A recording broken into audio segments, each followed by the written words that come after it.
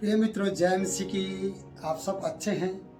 प्रभु का मैं धन्यवाद देता हूं। आज फिर से नई वीडियो बनाने के लिए और बनाकर आपके पास लेकर आया हूं। प्रिय, इस वीडियो को अंत तक देखें। हमारा जो सब्जेक्ट चल रहा है पहला शमूएल और उसका पहले अध्याय से कुछ पदों को हम देखते आ रहे हैं और आप लगातार उन सब वीडियो को देख रहे हैं प्रियो, जिनके द्वारा आपने बहुत सी आशीषें पाई हैं। आइए हम परमेश्वर के वचन से पढ़ते हैं 12 पद को। 1 के 12 पद पहला शमूएल है और यहाँ पर इस प्रकार से लिखा है, जब यहोवा के सामने हन्ना ऐसी प्रार्थना कर रही थी तब एली उसके मुंह की ओर ताक रहा था और हन्ना मन ही मन कह रही थी। 13 पद है, उसके होंठ तो हिलते थे परंतु उसका शब्द सुनना पड़ता था, इसलिए एली ने समझा कि वह नशे में है। प्रियो, मैं आपसे कहना चाहता हूं, एक प्रार्थना करने वाले व्यक्ति के होठ हिलेंगे और मन में उसकी आवाज चल रही होगी। वो आवाज आपके कान तक शायद ना पहुंचे, पर वो आवाज सच्चे जीवित परमेश्वर के पास पहुंच जाएगी। मैं आपसे कहना चाहता हूं, जैसे कि हन्ना की प्रार्थना की आवाज एली याजक तक नहीं पहुंची और एली याजक ने इस प्रकार से कहा कि उसके होठ तो हिल रहे हैं और होठ हिलने का अंदाजा था कि ये बावलीपन में है और ये नशे में है। और नशे का शब्द इसने क्यों इस्तेमाल किया, मैं आपको बताना चाहता हूं कि पीनहास जिसका पुत्र था एली, और वहां पर दूसरे के बारे में भी लिखा है, मैं आपको वचन से बताना चाहूंगा। प्रियो, पहला शमूएल के जब हम किताब पढ़ते हैं, यहाँ पर 2 पुत्रों का नाम लिया गया है। वो पुत्र इस प्रकार से बताया गया है, मैं आपको निकाल के बताना चाहूंगा। पहले पद में आपको ये मालूम पड़ेगा, पुत्र थे एक पीनहास और दूसरा ओपनी और पीनहास, ये वहां के याजक थे और एली बुजुर्ग हो गया था। एली भी याजक था, लेकिन इसके पुत्र आगे सेवा कर रहे थे और ये एली ये जानता था कि उसके पुत्र परमेश्वर के लिए और परमेश्वर के काम के लिए सच्चे नहीं थे, वो लुच्चे थे। और कभी कभी लुच्चे अपने आप को सच्चे काम करने के लिए आगे ले आते हैं और इन लुच्चों ने ऐसा माहौल पैदा कर दिया था कि नशा करके कोई भी व्यक्ति वहां पर आ सकता था, नशा करके वहां बैठ सकता था, नशा करते हुए वो मगन हो सकता था, नशा करते हुए अपने जीवन को वहां जी सकता था। जबकि आप संसार में जानते हैं कि नशा के लिए बहुत सी बातें लिखी जाती हैं। अगर हम इस तरीके से लिखी जाती है कि बहुत से बोर्ड होते हैं कि यहाँ पर ऊंचे आवाज में ना बोला जाए, हॉर्न अलाउड नहीं है, ध्वनि प्रदूषण ना करे, ऐसी बहुत सी बातें लिखी जाती है। और लिखा जाता है कि मंदिर के सामने कि अपने कृपया अपनी जूती उतार कर अंदर जाए और कोई भी व्यक्ति नशा करके हॉस्पिटल के अंदर ना जाए या ऐसी जगह पर ना जाए जहां पर नशा करना वर्जित है।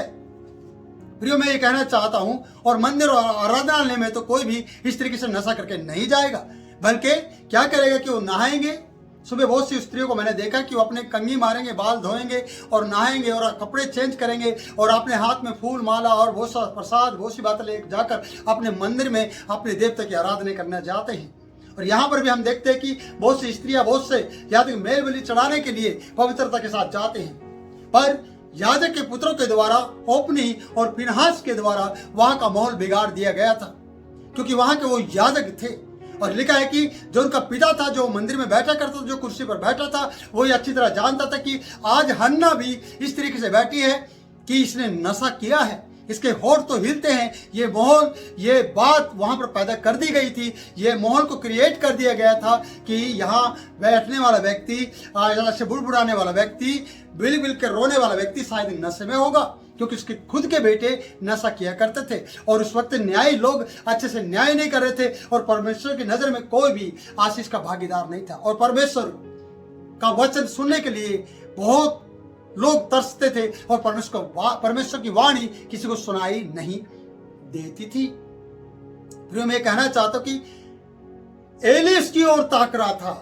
एली के मन में क्या क्या विचार चल रहे थे ये एली जानता है और एली इस बात को प्रकट करेगा, क्योंकि एली ने जब इसे कहा कि ये नशे में है, क्योंकि उसे याद था कि उसके बेटे खुद नशा करके परमेश्वर की सेवा कर रहे थे। आज के संसार में संसार का नशा रखते हुए बहुत से सेवक, जिन्हें पैसे का, धन दौलत का लालच है, जिन्होंने बहुत सी कंपनियों में अपना पैसा इन्वेस्ट किया है, उन्हें एक नशा चढ़ा हुआ है और वो नशा करते हुए परमेश्वर की सेवा कर रहे हैं, संसार का नशा करते हुए। जैसे होप्नी और पीनहास ने नशा किया, और नशा करने के बाद आपको मैं बताना चाहूंगा कि परमेश्वर के वचन में इस प्रकार से लिखा है, अगर आप पढ़ना चाहेंगे पहले शमूएल में जाकर ही उसका 2 अध्याय और उसके 22 पद में, कि एली के पुत्र क्या थे। एली के पुत्र एली तो अति बूढ़ा हो गया था, और उसने सुना था कि उसके पुत्र सारे इस्राएल के साथ कैसा कैसा व्यवहार करते हैं, वरन मिलाप वाले तंबू के द्वार पर सेवा करने वाली स्त्रियों के साथ वो कुकर्म करते हैं। तब उसने उनसे कहा, तुम ऐसे काम क्यों करते हो? मैं इन सब लोगों से तुम्हारी कुकर्मों की चर्चा सुनता हूँ, और हे मेरे बेटो, ऐसा ना करो, क्योंकि जो समाचार मेरे सुनने में आता वह अच्छा नहीं है। तुम तो यहोवा की प्रजा से अपराध करते हो। मैं आपसे कहना चाहता हूं प्रियो, मेरा कहने का अर्थ यह है कि एली जानता था, एली चर्चा सुना करता था, इसलिए उसने इस बेटी के ऊपर शक किया। शक क्या था कि उसने इसको देखा बिलखते हुए, रोते हुए, बुड़बुड़ाते हुए, आवाज इस तक नहीं पहुंची। अगर स्पष्टता से आवाज पहुंचती शायद तो ये इसे कभी नहीं कहता कि ये नशे में है। इसके मन में ये विचार आता नहीं, क्योंकि आराधना लेकर और दो इन बेटों के द्वारा, ओपनी और पिनहास के द्वारा जो वहां पर माहौल क्रिएट किया गया था, उसके कारण से एली जानता था कि यहाँ जैसे मेरे बेटे सेवा कर रहे हैं, वो पीते हैं, खाते हैं, मनमानी करते हैं, मांस के टुकड़े उठाते हैं, भूनते हैं और नशे के साथ उसको खाते हैं। उसी तरीके से बहुत से लोग आते हैं, और स्त्री भी नशे करके यहाँ पर बैठी हुई है। तो मैं इसे कुछ कहूं प्रियो, मैं आपसे कहना चाहता हूं कि आज संसार का नशा जिन लोगों को और जिन सेवकों को और जिन विश्वासियों को चढ़ गया है, वो नशा उतरना बड़ा मुश्किल है। उनकी आवाज दूर तक लोगों को सुनाई दे रही है कि वो कहते कि हम इतने पैसा कमा रहे हैं, हम इतना पैसा हमने जोड़ लिया है और हमारा 1 साल में हम डबल पैसा कर रहे हैं। याद रखना, डबल नहीं, वो अपने जीवन से उन आशीषों को खो रहे हैं, जैसे एली ने और एली के पुत्रों ने अपने घराने को मिटा दिया। जो सेवा करने का प्रतिफल इन्हें मिला था वो शराब के रूप में बदल गया। प्रियो, बेसिक वीडियो लंबी हो जाए तो आप बड़े ध्यान से सुनिए, थोड़ा समय मुझे दीजिए, मैं आपसे कहना चाहता हूं। इसलिए यहां लिखा कि आपकी प्रार्थना के माहौल से, अगर जब आपकी प्रार्थना किस तरीके की है, ज्यादा ताली बजाकर, ज्यादा ऊंची आवाज में हालेलुया प्रेज द लॉर्ड बोलकर इस तरीके की प्रार्थना आप कर रहे हैं, क्या बार बार आप इस तरीके को शब्दों को दोहराते हुए लोगों को और पड़ोसी को तंग कर रहे हैं ताकि पड़ोसी कहे कि अरे बहुत प्रार्थना करने वाले लोग हैं, ये बहुत प्रार्थना करते हैं, और धीरे धीरे वो आपकी प्रार्थना पर विश्वास करना बंद कर देंगे, क्योंकि आपकी प्रार्थना की आवाज पड़ोसी को सुनाई दे रही है, लेकिन आपकी प्रार्थना की आवाज परमेश्वर को सुनाई नहीं दी है। आज यहाँ का याजक, यहाँ का एली याजक और उसके फिनास दोनों बच्चे को ये बात सुनाई नहीं दे रही है। उनका पिता एली इस बात को समझ रहा कि ये नशे में है, क्योंकि इसको आवाज सुनाई नहीं दे रही है। आज दुनिया के लोग आपकी आवाज सुनकर आपका बारे में जानकारी ले सकते हैं, आवाज सुनते हुए आपके बारे में कुछ बोल सकते हैं। कई लोगों की प्रार्थनाओं के द्वारा मैंने देखा है प्रियो कि बहुत से लोगों को दिल का दौरा पड़ गया। आपके लाउड स्पीकर चलाने की वजह से, माइक सिस्टम चलाने की वजह से बहुत से लोग परेशान हो गए, क्योंकि आपको मना करते कि भाई इतनी ऊंची आवाज में मत बजाओ, आप सत्संग करना है तो आराम से करो, और आप कहते नहीं हम तो परमेश्वर की आराधना कर रहे हैं। बहुत सी बेटियों को, बहुत से बहनों को, बहुत से पासवानों को, बहुत से सेवकों को, बहुत से विश्वासियों को माइक के अलावा आराधना करना नहीं आता है।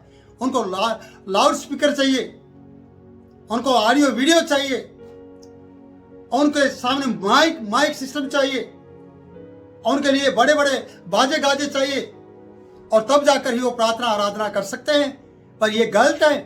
आपकी प्रार्थना पड़ोसियों को परेशान करेगी, आपकी प्रार्थना लोगों को परेशान कर देगी। बहुत सी प्रार्थनाओं के द्वारा बहुत से लोगों को दिल का दौरा पड़ जाता है। बहुत से लोग कहते हैं भाई हमें माफ कर दो। आपकी प्रार्थना हमारे हृदय को कोड़ती है, आपकी प्रार्थना हमें अटैक लेकर आती है, आपकी प्रार्थना कैसी है प्रियो? मैं आपसे कहना चाहता हूँ, मेरी बहन, मेरे भाई, मेरी बेटी, मेरे बुजुर्ग, मैं आपसे कहना चाहता हूँ कि आपकी प्रार्थना क्या ज़्यादा अधिक तालियां बजाकर पड़ोसी को परेशान करने वाली है, कि आपकी प्रार्थना आपके मोहल्ले का माहौल बिगाड़ने के लिए है? आपकी प्रार्थना किस तरीके की है? क्या आपकी प्रार्थना हन्ना की तरह है, जो आवाज एली तक भी नहीं पहुंची, पर इसकी आवाज इतनी बुलंद थी कि उस सच्चे जीवित परमेश्वर के पास इसकी आवाज पहुंच गई? क्या आप नहीं चाहते कि आपकी प्रार्थना व्याकुलता के साथ हन्ना की तरह बिलक बिलक कर रोकते हुए समर्पण में आकर परमेश्वर के भवन में उस चौखट पर बैठकर और उसके सामने जाकर सजदा करते हुए किसी को भी पता ना चले कि आपने क्या किया है, आपने क्या कहा है, आपने क्या बोला है? बेशक देखने वाला आपके ऊपर शक करे, शक की निगाहों से आपको देख ले, पर आपने सच्चे जीवित परमेश्वर की नजर में वो काम करना चाहिए जो दुनिया के लोग नहीं जान पाएंगे।